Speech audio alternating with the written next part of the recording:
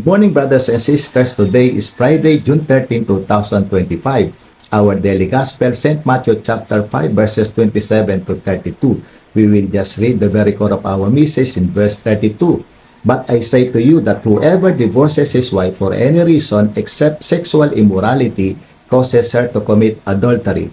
And whoever marries a woman who is divorced commits adultery. The gospel of the Lord. Our message, marriage is God's. Ang kasal ay sa Diyos.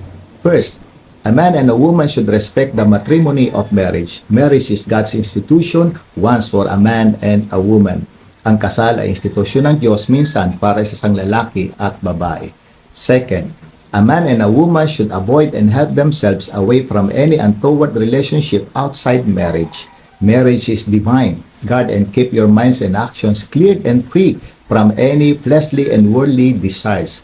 Ang kasal ay banal. Bantayan at panatiling malinis at malaya ang iyong mga isipan at kilos mula sa anumang makalaman at makamundong pagnanasa.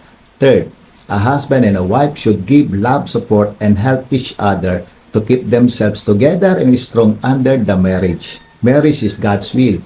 Keep yourselves under His will. Ang kasal ay kalooban ng Diyos. Panatilihin ang iyong sarili sa ilalim ng kanyang kalooban. Good morning, husbands and wives. God bless us all.